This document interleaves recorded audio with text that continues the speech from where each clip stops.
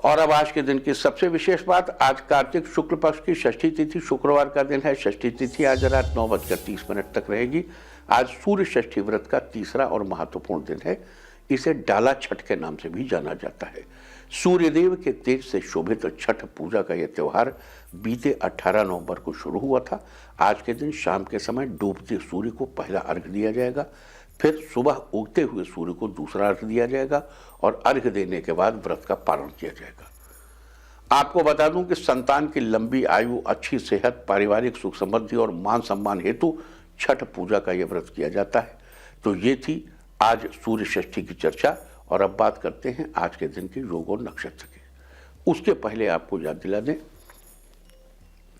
कि आज बृहस्पति देव महाराज दोपहर 1:22 पर धनु से निकल के मकर में जाएंगे। अब आगे चलिए। आज पूरा दिन पूरी रात पार करके कल सुबह 6:43 तक वृद्धि योग रहेगा। इस योग में किए गए कार्य में वृद्धि होती है और नया रोजगार या व्यापार शुरू करने के लिए ये योग बहुत बढ़िया है। आज सुबह 9:22 से रवि योग और कुमार योग दोनों ही लग जाएंगे। ये दोनों ही योग बड़े शुभ माने जाते हैं। जहां एक तरफ रवि योग अपनी पॉजिटिव ऊर्जा से आसपास सब अच्छा रखने में मदद करता है, तो वहीं दूसरी तरफ कुमार योग सबके साथ दोस्ती का रिश्ता स्थापित करने में मदद करता है। साथ ही ये विद्या प्राप्ति में भी सहायक है। इसके अलावा आज पूरा दिन पूरी रात पार करके कल सुबह 9:53 तक श्रवण नक्षत्र रहेगा। श्रवण 22वां नक्षत्र है। श्रवण का अर्थ होता है सुनना, कान से सुनना। इसका प्रतीक चिन्ह कान है और इसका संबंध मदार के पेड़ से बताया गया है। श्रवण नक्षत्र के दौरान राज्याभिषेक, गृह निर्माण, प्रकाशन, ध्वजारोहण, नामकरण आदि किया जाता है। ये नक्षत्र हर प्रकार की विद्या सीखने और उसे सुरक्षित रखने के लिए बड़ा ही शुभ है। तो ये थी आज वृद्धि योग, रवि योग, कुमार योग और श्रवण नक्षत्र की चर्चा।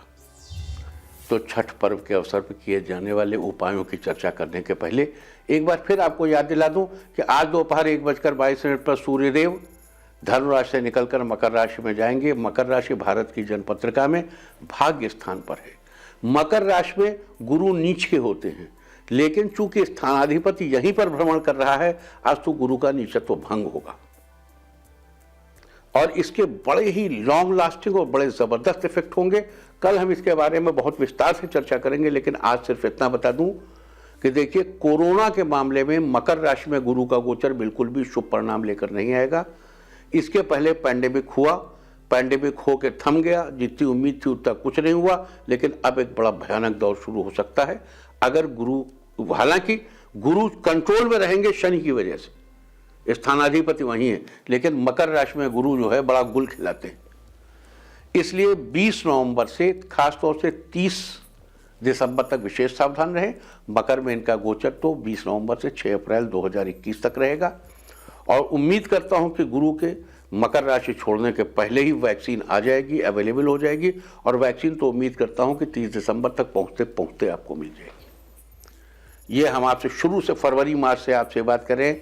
हमने नवंबर में इसका संकेत दिया था, हमने आपको जनवरी फरवरी में इसकी बात कही थी, हमने जनवरी की शुरुआत में बात कही थी। हम लगातार आपको चेताते आ रहे हैं कि 23 सितंबर के बाद कोरोना औंधे मुंह हो जाएगा। कोरोना औंधे मुंह हुआ।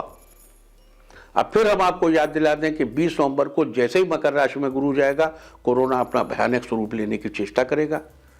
बहुत अफरा तफरी का माहौल बन सकता है। उससे आप बिल्कुल सावधान रहें, एकदम सतर्क होकर और जो दिशा निर्देश हैं राज्य के, उनका अनुपालन सुनिश्चित करते हुए अपने स्वास्थ्य को सुरक्षित रखें। और राशिवार इसका इम्पैक्ट क्या होगा, इसकी हम कल चर्चा करेंगे। आज चूंकि छठ है तो पहले हम छठ संबंधी उपायों की चर्चा कर लें। सभी ग्रह नक्षत्र वाले, मतलब आज की ग्रह नक्षत्र की स्थिति के अनुसार सभी राशि वाले इन उपायों का फायदा उठा सकते हैं।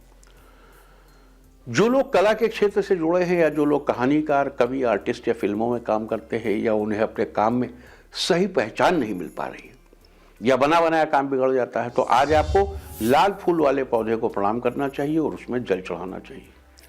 अगर आप अपना तेज कायम रखना चाहते हैं तो आज आपको शाम के समय एक लोटे में जल लेकर उसमें एक लाल रंग का फूल डालकर सूर्यदेव को अर्घ्य देना चाहिए और दोनों हाथ जोड़कर सूर्यदेव को प्रणाम करना चाहिए।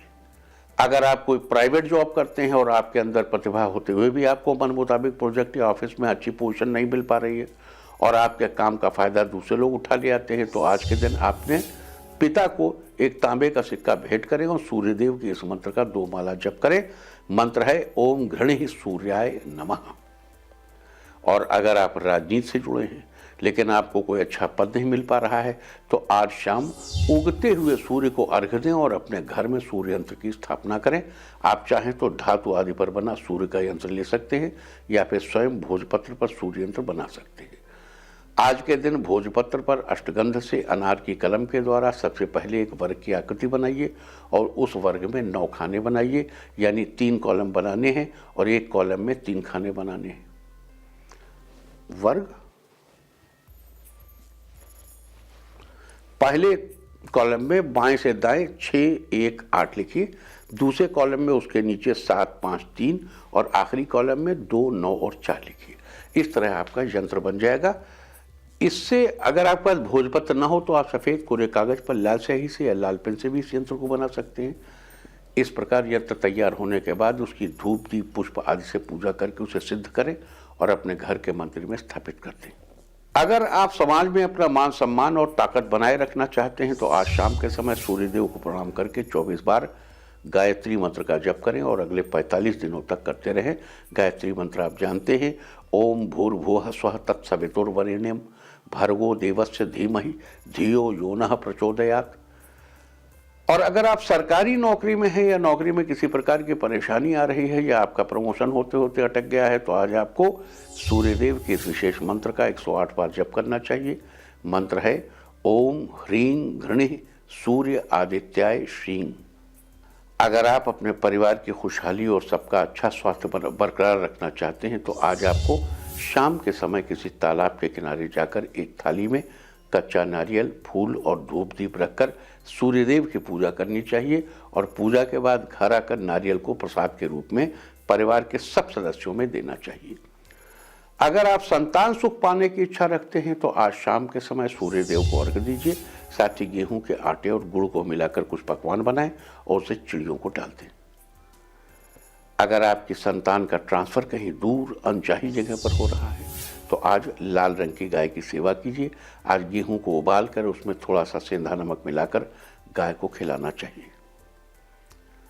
अगर आप घर के बड़ों के साथ अपने संबंध अच्छे बनाए रखना चाहते हैं तो आज के दिन एक लोटा जल लेकर उसे ढककर सूर्य की रोशनी में रख दें और अगले दिन उस लोटे के जल को अपने नहाने के पानी में मिलाकर उससे स्नान कर लें।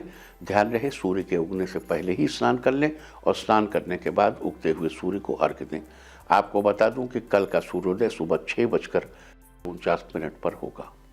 अगर आप अपनी संतान के जीवन में सुख समृद्धि बनाए रखना चाहते हैं तो आज के दिन आपको थोड़े से गुड़ के मीठे चावल बनाकर सूर्यदेव को दिखाकर अपने मंदिर में रखना चाहिए और सूर्यदेव के इस मंत्र का जप करना चाहिए। मंत्र है ओम ह्रां ह्रीं ह्रौं सः सूर्याय नमः। आज के दिन इस मंत्र का 108 बार जप करने के बाद उन मीठे चावलों को प्रसाद के रूप में अपनी संतान को खाने के लिए जरूर दीजिए। अगर आपके पिता की सेहत कुछ दिनों से ठीक नहीं चल रही है तो क्या करेंगे? तो आज के दिन अपने पिता के वजन के बराबर या उसके 10वें हिस्से के बराबर बाजरा या गेहूं उनके हाथ से स्पर्श कराकर मंदिर में दान करें। तो ये सारी चर्चा थी आज छठ पूजा के बारे में। उम्मीद है कि आप इस चर्चा का पूरा फायदा जरूर उठाएंगे।